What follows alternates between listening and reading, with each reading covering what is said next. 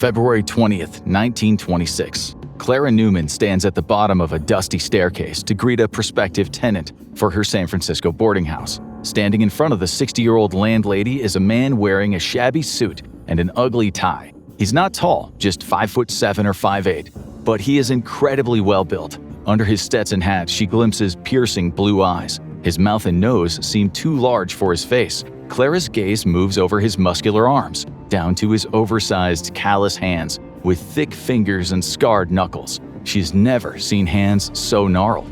"Are you the lady with a room for rent?" he asks. His eyes drift toward the string of pearls hanging around Clara's shoulders and delicate neck. But then, as though he's been caught, he brings the leather-backed Bible he's carrying to his chest, a gesture meant to reassure. And it works. Clara warms to him even if she can't imagine this man reading scripture. Against her better judgment, she invites him inside. She takes him to the room on a higher floor. It's the biggest mistake she'll ever make, and the last. Her body was later found in one of the unoccupied attic apartments. The cord used to strangle her pulled so tight it had cut through her flesh. When her body went limp, he kept beating on her. This was a depraved man, capable of crimes unlike anything police had ever encountered. Clara had opened her door to the man who would become America's most prolific killer, a man whose body count won't be surpassed for almost 50 years. Demented and utterly ruthless, he will defy the usual descriptions given to people who murder. He doesn't kill out of desperation, greed, or fear, but from a primal compulsion, a dark necessity barely understood in the early 20th century, let alone today. He is a serial killer long before the term was ever used. But in that moment, to Clara, he was just Roger Wilson, a man of faith. But the world would come to know him by a different name, the Gorilla Killer. Traveling across the USA and later Canada, he would leave a trail of bodies behind him. Those who caught sight of him, who talked to him and survived, all remarked on his ape-like appearance, his huge, strong hands, his thick chest and shoulders, and yet he was remarkably polite. He would always carry a scuffed Bible with him, pages he'd read voraciously since childhood. He'd often quote scripture to his victims moments before he killed them. They never stood a chance. One thing was clear, this wasn't your average killer, and Clara Newman was only the beginning. But where does a man who looks like a dock worker, speaks like a preacher, and kills like an animal come from? Men like Roger Wilson don't just appear out of thin air. They're made. Really quickly though, this is our new channel for all things true crime. We'll be doing deep dives into serial killers, strange disappearances, and all kinds of crazy, insane crime stories. You won't want to miss them, so be sure to like the video, subscribe, and tell us what you want to see next in the comments. The Gorilla Man was born Earle Nelson in San Francisco on May 12, 1897. His mother Frances died from syphilis when he was around 10 months old, and his father died from the same terrifying disease roughly half a year later. An orphan, Earle went to live with his grandparents, Jenny and Lars, and after his grandmother died, he spent the rest of his childhood with his Aunt Lillian. But Jenny's death left a scar in Earle's mind that would haunt him for the rest of his life. A strict Puritan Pentecostal, his formative years were filled with her stories of the devil, a fire and brimstone reality, where almost everyone and everything was wicked. But it was more than that. Something inside of him was broken, like his mind had been compromised. He seemed to hate himself as soon as he could talk. He wasn't like the other kids in the neighborhood. His teachers at primary school noticed he had a fascination with death. He scared people even at a young age. At 7, he was expelled for bad behavior. Then 3 years later, something happened that would change him forever. He was riding a bicycle down the street when he was hit by a streetcar. His head was wedged under the fender, bashing against the cobblestones for 50 feet. He lay in a coma, and beneath the bandages, a huge hole gaped in his skull. Doctors told his Aunt Lillian that he likely wouldn't wake up, and even if he did survive, he would be severely brain damaged. But the doctors were wrong about him never walking again. After 6 days of being in a coma, young Earle Nelson came back to life, and besides some memory loss, he seemed like his old self. But it was soon clear that some kind of metamorphosis had taken place. It began with agonizing migraines that would leave him curled up in the fetal position. When he would spring back to life, he seemed demonic. It was as if the devil had snuck in through the hole in his head while he lay in his coma. Other kids in the neighborhood kept their distance as his behavior became more and more erratic. He talked to people who weren't there, hallucinating, walking with them down the street, as he quoted passages from the Bible. He had forgotten so much of his life, but his late Grandma Jenny's scripture seemed hard-coded. Puberty is never easy, but for Earle it was catastrophic. He would spy on his cousin when she was undressing. Sometimes he'd walk out of the house and return days later, dirty, stinking, his clothes ripped as if he'd attacked someone. He would never explain where he'd been. He would just sit there silent, then sometimes out of nowhere, fly into a rage. Visitors stopped coming to Lillian's house. Earle would just stare at them, glaring like he was possessed. When Lillian would look into his room, he'd be talking to ghosts, clutching his Bible to his chest, citing the Book of Revelation.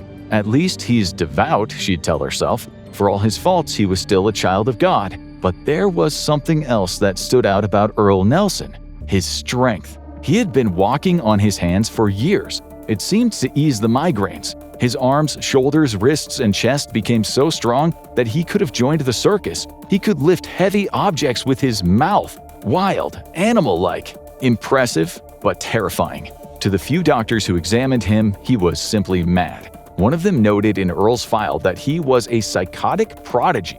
It was frightening to witness. And then he grew into a young man. He wasn't wired like the other teenage boys. His sexual urges were much more intense, perhaps from his damaged frontal cortex, denying him his natural inhibitions. He started hanging out around the brothels in San Francisco's red light district and soon contracted a venereal disease. He couldn't stop, but if he wanted to keep patronizing the brothels, he needed money. His first arrest came in 1915 at age 18 for robbery. He spent 2 years in San Quentin during an era where the guards took pleasure in beating up prisoners, especially the young ones. Earle was paroled on September 6, 1916, only to be arrested again just a half year later in Stockton on March 9, 1917, for petty larceny, which led to 6 more months behind bars. By then, he was already experimenting with names, telling the police that he was Earle Clark. After his next arrest, this time for burglary, he called himself Mr. Farrell. Another 6 months, this time in LA County Jail. But he had had enough. He broke out, and this time he ran, something that would define his life. In 1918, after joining the U.S. Navy, he was committed to the Napa State Mental Hospital after acting so strangely he scared the other men. A doctor said Earle was living in a constitutional psychotic state. He was deranged, called violent, homicidal, destructive. A psychologist who treated him noted his terrible migraines, that Earle would see faces that weren't there, hear music that wasn't playing, that he was always thinking people were trying to poison him. He heard voices that told him to hurt himself, the same self-hating voices he'd heard since he was a kid. He escaped 3 times from that hospital. It got to the point that the staff nicknamed him Houdini. But Earle's greatest escapes were still many years away. In the meantime, though, maybe what he needed was a steady relationship. In 1919, Earle was now calling himself Mr. Evan Lewis Fuller and working as a janitor in the hospital where he met Mary. Mary was 58 years old, 36 years his senior, but the age gap didn't seem to bother her. She was shy and lacked confidence, and the two married that same year. She worked at a Catholic school while he did nothing after leaving his job as a janitor. He promised that he'd get a new job, but he never did. Instead, he'd often leave the house and not return until days later, always in someone else's clothes. It drove her crazy, literally. His jealous, his constant, indignant preaching of the Bible, the threats to her life, it all added up, and finally it gave her a nervous breakdown. As she lay in the hospital bed, Earle accused the doctor of sleeping with her. He jumped on her like he couldn't control himself. It took a group of orderlies to pull him off. His grip felt like being fastened in a vice. Again he ran. He ran from his marriage. He ran from the closest thing he'd ever had to an ordinary life. Until on May 19, 1921, he stopped. "I'm here for the plumbing," he merrily told the maid at a house owned by Mr. Charles Summer on Pacific Avenue in San Francisco. Earle snuck down into the basement where Charles's daughter Mary was playing. It was her older brother who'd heard the screams. He rushed to the basement. A powerful-looking man had his hands clasped tightly around his sister's neck. Earle might have killed her, but caught in the act, he instead ran, fleeing the house. He was captured hours later while riding a trolley by 2 police officers, and it took both of them to hold him down. On June 13th, psychiatric doctors back at Napa Hospital noted Earle wasn't merely a criminal, he was probably untreatable. He was also too strong and wily to be detained by orderlies and nurses. He broke out again, twice, getting caught both times. He was simply impossible to help. So in 1925, the hospital kicked him out onto the street. Where he went or what he did during this time isn't certain. Sometimes he visited Aunt Lillian, but he was soon off wandering again, and it appears that he may have made his way to the East Coast. October 18th might have been the date of his first murder. It's not officially recorded, but it sure bore the marks of his style. The victim was Ola McCoy, murdered at her house in Philadelphia. Hanging in her window was a sign, "Room for rent." Strangled, violated. It fit Earle's future MO perfectly. A similar sign was hanging in the room of Mae Murray when on November 6th, also in Philadelphia, she received a visit. She was later found dead, her neck tied with what police called a complicated sailor's knot. The same thing happened to Lillian Weiner a few days later. Her room for rent sign was still hanging when her dead body was discovered by the police. Once again, it seemed to match Earle. The killer had used the same kind of knot, and he had violated the body in death. 3 murders, and while they've never been officially tied to him, when it comes to murder, very few bodies are found showing signs of post-mortem violation. But each of these victims bore Earle's depraved trademark. He also had stolen from every one of the victims. The murders weren't just sexually driven, they were opportunistic. He pawned their possessions, and when the money ran out, he killed again.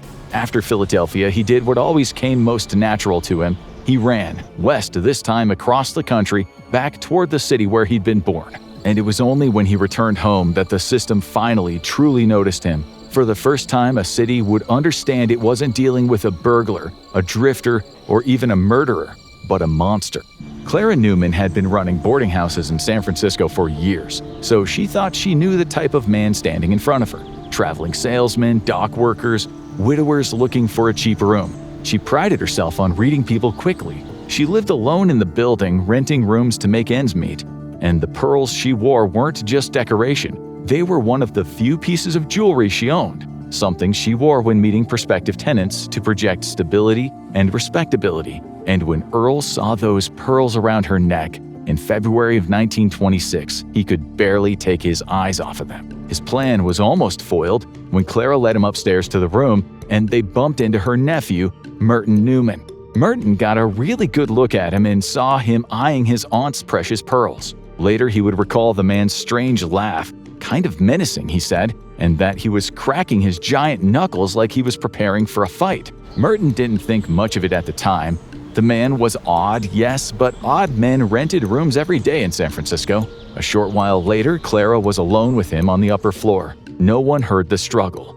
When it was over, he dragged her to one of the empty attic rooms and left her there. The person who murdered Clara had strangled her with such force that her neck was crushed. After the cord, he used his hands, his long fingernails digging into her flesh, likely when she was already unconscious. Detective Lieutenant Charles Dulia and Inspector Francis Frank Latulippe of the San Francisco Police knew they were looking for a sadist, what was sometimes called a lust killer. These murders were deranged, and in the future, profilers would call this a signature, a unique calling card of a serial killer. When the press learned the details, they nicknamed whoever did it the Dark Strangler. They had no idea that this would be just a first in a long line of confirmed victims. Lieutenant Dulia and his men searched high and low for what sounded like a man who should stand out in a crowd. But it was as if he had disappeared, swallowed by the mist that rolls in from the Pacific Ocean. They didn't know it yet, but their killer was an escape artist, an expert in deception and misdirection. On March 2, 1926, less than 2 weeks after Clara was murdered, Earle's second victim, 63-year-old Laura Beale, was found dead in her home in San Jose, about 48 miles from Clara's San Francisco rooming house. Like Clara, she'd been violently strangled and violated in death. Dulia was convinced it had to be the work of the same deranged man. Witnesses talked about seeing a short, stocky man. In his large hands, he clasped what looked like a dog-eared Bible. Dulia sent his men to check every pawn shop in the vicinity of San Francisco. Those pearls that killer had taken from Clara were valuable. And judging by what the witnesses said about his shabby clothes, it was likely he didn't have much money. No doubt he'd try to sell the jewels. The police weren't able to locate a suspect, though, and on June 10th, there was another body. This time, it was at a rooming house on San Francisco's Dolores Street. The landlady, Lillian St. Mary, had been strangled, and her naked body had been hidden under her bed. The city's residents were on edge. They were being hunted by someone whose description sounded like a half-man, half-beast. 6 days after Lillian, he tried again. He knocked on the door of a fifth-floor apartment on Clay Street, where Mrs. P.A. Ford answered the door. He made sure she saw the Bible and went as far as to quote some scripture to her. He was very well built, with what she called the hands of a giant. But something about him didn't feel right. Maybe it was his strange, shifty blue eyes. He asked to see a room on the third floor, and had she taken him there, she'd almost certainly have become victim number 4. But she told him to wait. She had to get her husband. He looked at her with rage burning in his eyes. "No problem, I don't want it now." She closed the door and Earle left. But he didn't go far. The Fords lived on the 5th floor of the apartment building, and the man who had just visited them went down just 1 floor and knocked on the door of a Mrs. Stidger. When she answered the door, he told her that he was here to fix her telephone. She looked him up and down, and that was enough. Not today. She closed the door. He turned away, exasperated, and he went to find the manager, Gladys Dunn. Unlike the other women, she wasn't put off by his appearance. Yes, there was a room for rent. He was smiling, cracking the joints of his giant hands as he stealthily walked behind her down the landing. And then, something unexpected happened. The apartment janitor turned a corner and met them in the middle. The killer did an about turn and walked away. 3 women, 3 close calls. The next day, on June 16th, more women reported meeting a man who asked to rent an apartment but suddenly changed his mind once another man appeared. By this point, he was all over the newspapers. So many witnesses had seen him, all of them shocked at his strange facial features and oversized hands. In the press, the Dark Strangler became the Gorilla Killer, or sometimes just the Gorilla Man. He was stalking the streets and looking for more women to kill. That much was obvious. And it wasn't just San Francisco. The whole of California feared getting a knock on the door from the brute with a Bible. Stocky men were arrested and released. Angry mobs took the law into their own hands. In Santa Cruz, they seized an innocent man and nearly lynched him if Lieutenant Dalia hadn't arrived to stop them. The real killer was about to strike again, though, this time further down the coast. In Santa Barbara, about 325 miles south of San Francisco, Ollie Russell was found dead on June 24th. She had been strangled so violently with a curtain cord that it cut through her jugular vein, spraying blood across the apartment. On August 16th, Mary Nisbet had answered the door of her apartment in Oakland, just across the bay from San Francisco. She was later found in the bathroom, blood pooling around her violated body. There were now 5 confirmed victims in California alone. After that, though, things went quiet. No more house calls, no more bodies. Dalia wondered if this case mirrored that of Jack the Ripper in London nearly 40 years earlier. The sheer derangement in that case was the only crime that he could compare this one to.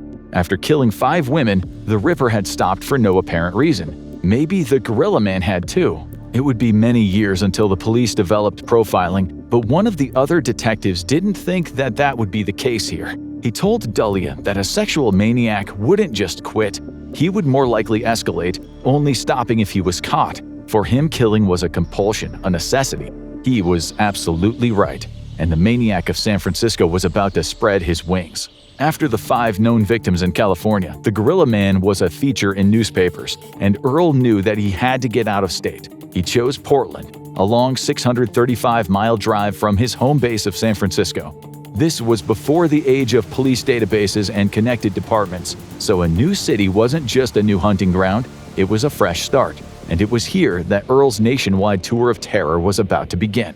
October 19, 1926, almost 2 months after the Mary Nesbitt murder, Earle knocked on the door of Beata Withers. When she turned her back to him, he clasped his hands around her neck, squeezing the life out of her. He left her body stuffed inside of a trunk next to a bundle of old love letters. A few days later, Virginia Grant was unfortunate enough to lose the lottery of Earle's house visits. He murdered her and hid her body in the basement. Earle then knocked on the door of Mabel Fluke. She was killed and he hid her body in the attic. 3 kills in just 6 days. His body count was now up to 8 confirmed murders. Portland police were only just figuring out that this was the work of the same maniac when Earle took off again to continue his murderous road trip across North America. But he couldn't just stay away from the city that had once scrambled his mind. With Lieutenant Dalia and Detective La Tulipe still reeling from the last series of murders in San Francisco, Earle struck again on November 18th. This time, the victim was Anna Edmonds, aged 56, and she was treated just like the others, strangled and then violated. Dalia found her body stuffed under her bed. Her son described seeing her talking to a man about selling her house, a stocky man with large hands. Dalia thought the killer was now pushing his luck. He was right under their noses. Then Earle made a mistake. He left a survivor. He attacked Mrs. H.C. Murray in Burlingame, a city just south of San Francisco. Posing as a potential boarder and being ever so polite, she invited him inside while proudly telling him about her pregnancy. When she turned her back, he throttled her. But Murray was fighting for two. She hit and scratched and kicked, screaming at the top of her lungs. Earle thought he heard the neighbors coming and decided to flee. He knew he'd been seen close up, though, and that he had to get out of California. Within 5 days, he made Seattle, Washington his new home. Earle didn't mind the long haul. He hopped trains, he hitched, he walked. Functionally, he was a drifter doing what he always loved the most, wandering. His only possession was his Bible. He would preach from it whenever anyone would listen. And that's what he did before he murdered Florence Monks at her Seattle home.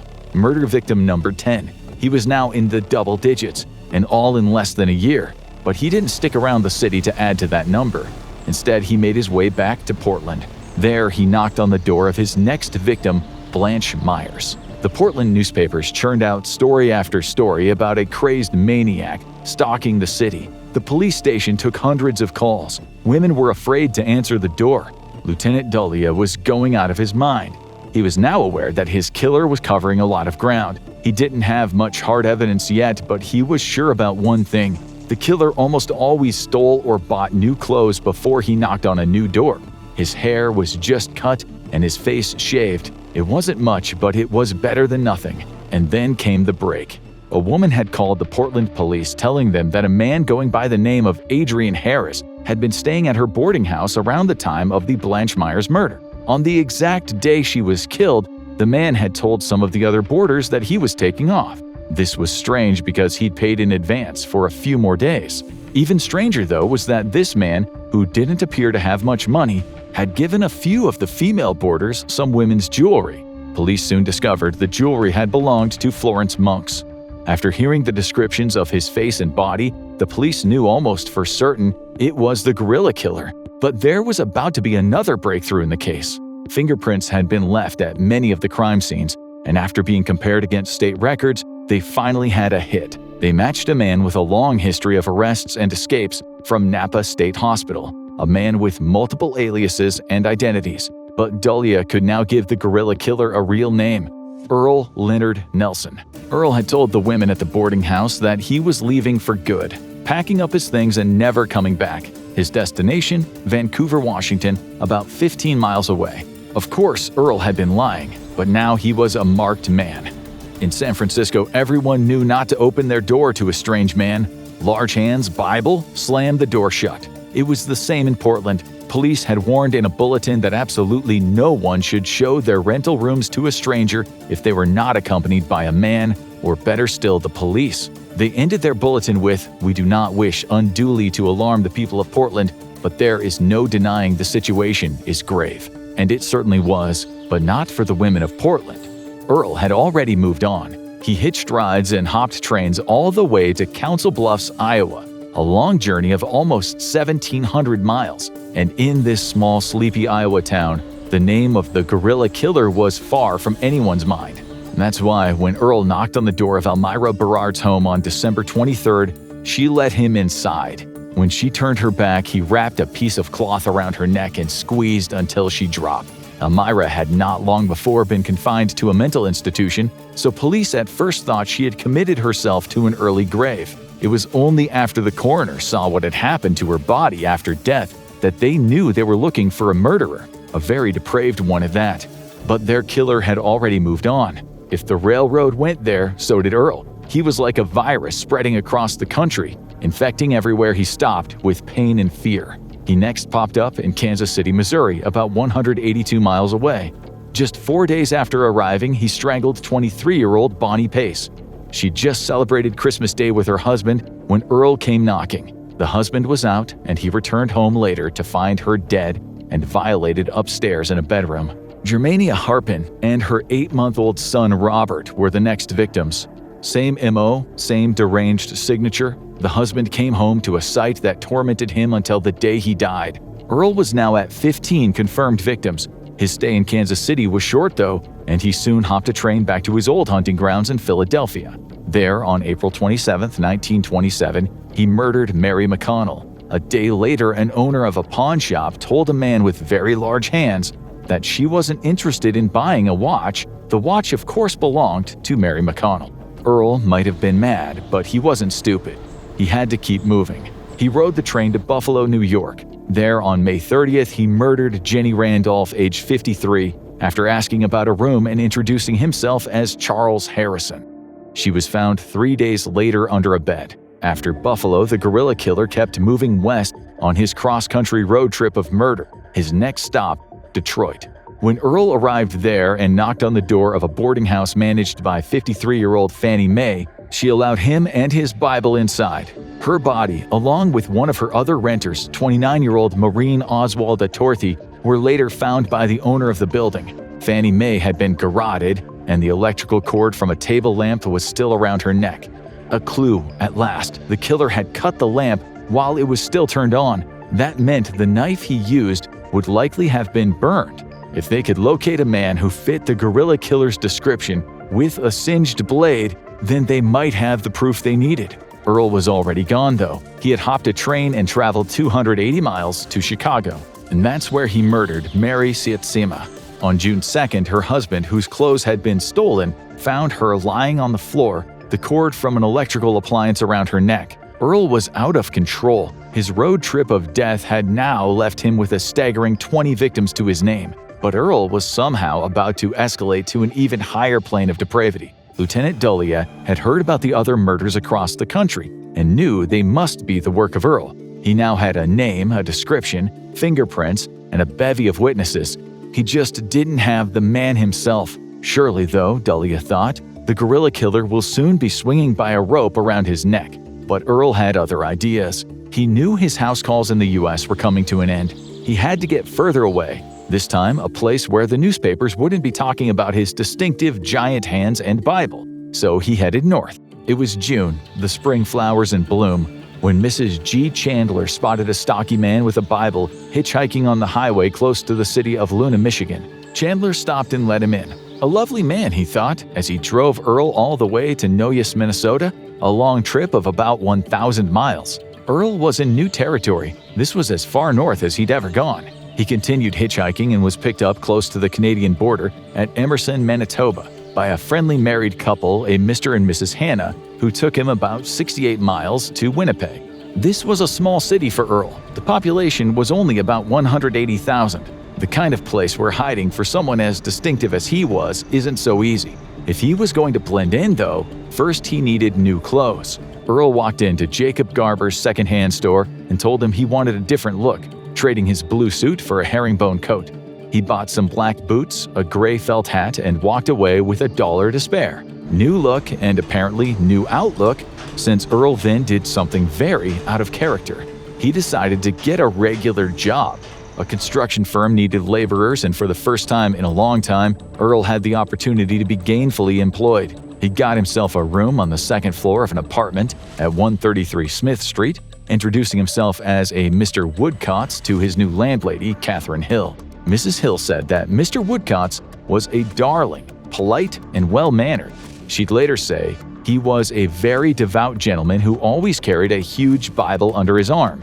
He didn't have enough to pay for the rent up front, but he gave her his entire savings, his $1. He told her not to worry, though, that he'd have the other 11 by the end of the week. It likely took great powers of restraint for Earle not to strangle her right there, as he had so many of his previous landladies. But if he decided to turn over a new leaf, his resolve didn't last very long. The next day, on June 9th at around 10 p.m., he saw 14-year-old Lola Cowan standing at the steps outside of the house where he was renting a room. Her family had fallen on hard times following her father's illness, so after school, Lola would walk the streets selling artificial flowers that her sister Margaret had made. Earle walked past her, then stopped and asked her how much for the flowers. He liked the price, but she'd have to go up to his apartment with him to get the money. Lola followed Earle inside. The house was empty, none of the other tenants were home, and when Lola entered, Earle struck her on the head and then strangled her just like so many of his victims before. He slept that night with her under his bed, leaving her there the next day when he set out to find a new room. On Riverton Avenue, he found what he was looking for, a sign in a window that said, "Room for rent." Lola hadn't had any money or valuables, so Earle had to tell the landlady, Emily Patterson, that he would do some repair work in exchange for the cost of the room.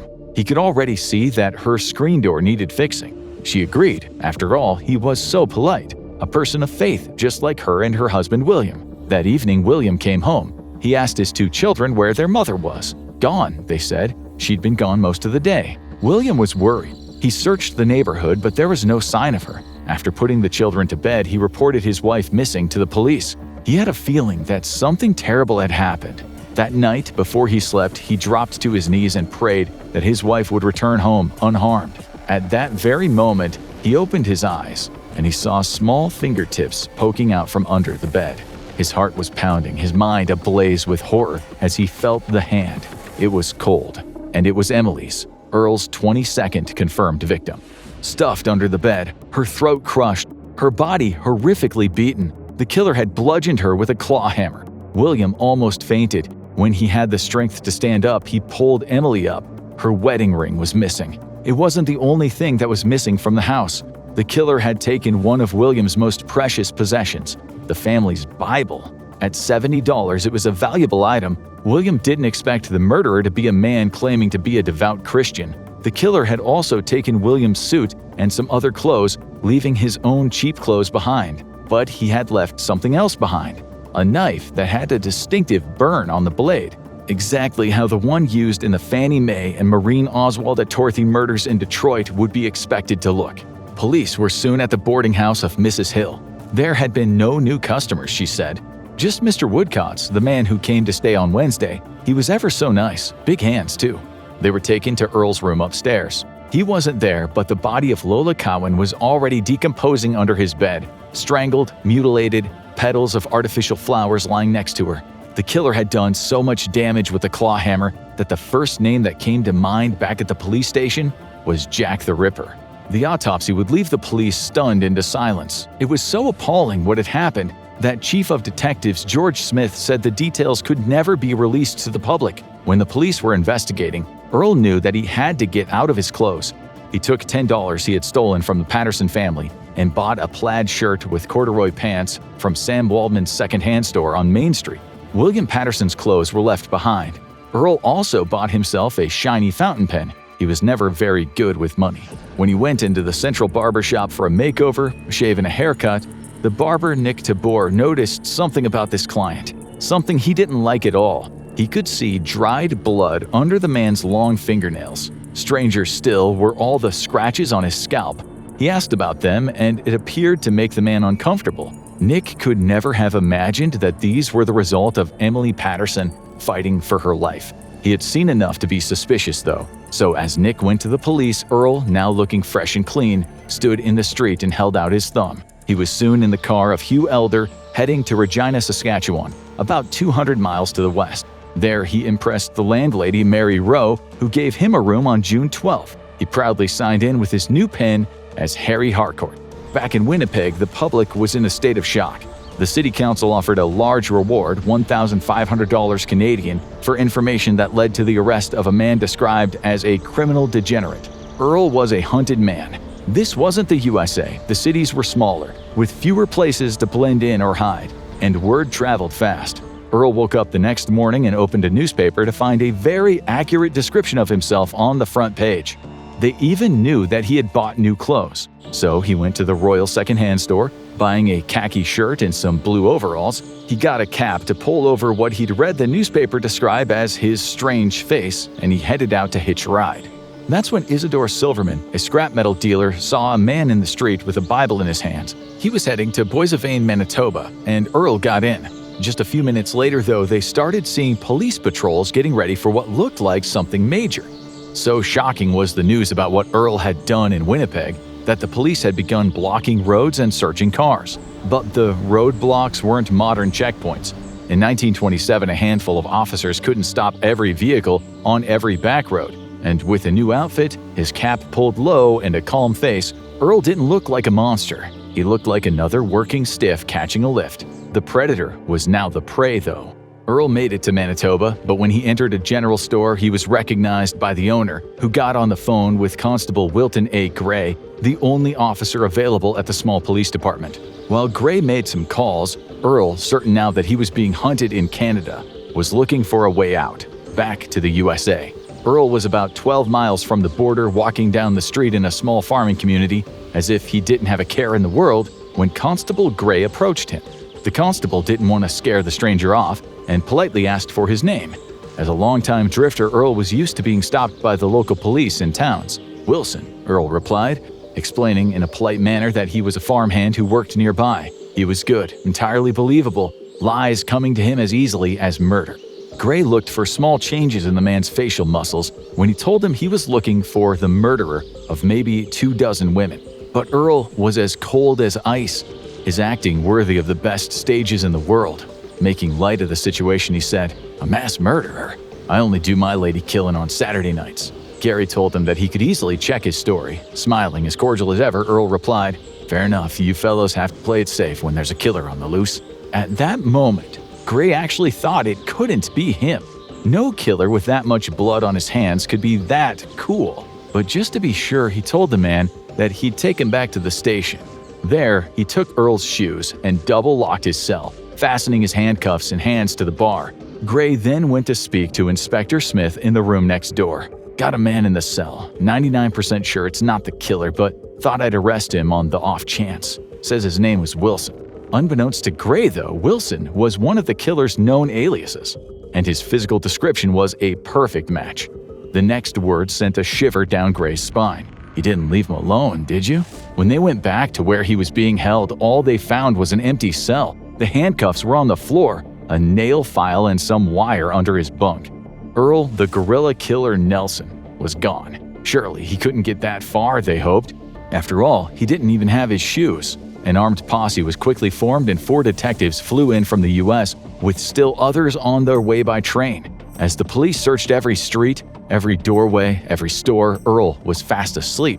In a barn just 1 block from the police station he'd escaped. When he woke up the next morning, he calmly made his way to the train station. He saw that cops were everywhere, though, so Earle hid in some bushes planning to jump the next train south. Earle had slipped past and escaped from the authorities so many times that he was sure he'd be able to again. But that's when he was seen in the bushes by Constable William Renton. Earle leaped out and ran as fast as he could. He was scaling a fence when Renton grabbed him. Renton didn't know for certain that it was the guerrilla killer. The man he had detained looked like a drifter. His clothes were old, his shoes weren't shoes at all but a pair of hockey skates with the blades missing. Earle played innocent, pointing to a building where he said he worked slaughtering livestock. Renton was about to ask him another question when Earle took off again, sprinting to an oncoming train. He had just boarded a carriage where Detective George Smith from Winnipeg was standing with a gun. This time there would be no running away. Captain Matheson from the San Francisco Police flew to Winnipeg. At the station where Earle was now behind bars, Matheson confirmed that it was him, the man known as the Guerrilla Killer. His face bruised and scarred. Witness after witness from the U.S., around 40 of them made the journey to Canada. They took one look at Earle, and that was enough. Even his Aunt Lillian turned up, as did the wife he once driven to a nervous breakdown, Mary. He wouldn't speak to either of them, refusing to answer their questions. They both confirmed he was Earle Nelson. At the Rupert Street Police Station in Winnipeg, close to 4,000 people waited outside, all of them wanting to know what the demon they had read about in the papers looked like in real life. But not once did Earle admit that he was who he was, still claiming to be Virgil Wilson. His fingerprints matched those found at various crime scenes in San Francisco. His teeth matched bite marks on some of the victims. There was the burned knife, the bodies under the beds, the clothes he'd left behind, dozens of positive IDs by witnesses. His answer to all of these, all of them are wrong. The evidence appeared to be overwhelming, but they still had to find him guilty in a court of law. As he waited in his cell for the upcoming trial at the Winnipeg Law Courts building, he remained quiet. From morning to night, he read his Bible, taking a particular interest in a chapter from the book of Proverbs. For a prostitute is a deep pit, an adulteress a narrow well, She lies in wait like a robber and increases the traitors of mankind. Was he thinking the women he killed were at fault? That they had somehow seduced him into killing them and defiling their bodies? On November 5, 1927, Earle Nelson finally stood trial for his crimes. He truly believed that he could convince a jury he was an innocent man, looking them in the eye and asking, how could such a good Christian be capable of doing such terrible things? It didn't work. It took that jury less than an hour to find Earle guilty of the murder of Emily Patterson. While his number of victims could be confirmed at 22, some estimates place it at over 30 or higher. Just one was enough to see him hang, though. Asked at the trial if he had anything to say, he responded, "No, not that I know of." His execution was set for January 13, 1928. The location was Vaughan Street Jail, just over the road from the Patterson home, where William had discovered the body of his wife and Earle's last victim, Emily. His days on death row were spent reading the Bible and trying to convince anyone who would listen he was innocent. His court-appointed attorney, James H. Stitt, wrote a 30-page letter to the Minister of Justice, Ernest LaPointe, asking for clemency. Earle Nelson was quite clearly mad, insane since his childhood accident, maybe even earlier. Stitt included statements from various people who had witnessed Earle talking to people who weren't there. There was medical evidence that he'd been declared deranged and psychotic. As a doctor had said years ago, the madness was constitutional, not induced by drugs or alcohol withdrawal, but inherent to his psyche. But if Earle was crazy, it didn't prevent him from knowing how to plan a murder, and he was certainly sane enough to know how to escape. It appeared his mind functioned well enough when he needed it to. At 7:30 a.m. on Friday the 13th in January of 1928, Earle stood on the wooden platform inside the police station. There was no crowd of spectators, just a few detectives, officials, and some relatives of the victims. It was the new long drop method. His neck would break instantly. His death would come quickly, quite unlike the experience of many of his victims. Standing before a dangling noose, his last words were, "I am innocent. I stand innocent before God and man. I forgive those who have wronged me and ask for forgiveness of those I have injured. God have mercy." One person who wasn't present was Lieutenant Dullia of the San Francisco Police. He was at home with his wife in California as the guerrilla killer was hanged. He knew that he'd be caught and punished for his crimes eventually, but one thing that did surprise him is how little coverage Earle's death received in the US, especially after his crimes had been covered so sensationally. He didn't know why that was the case, but there was one thing that he was sure of. There would be more killers like Earle Nelson in the future. Of that, Dullia was certain. He was right, and if you want us to cover more true crime stories like these, please be sure to like the video and subscribe. It really does help. Thanks for watching.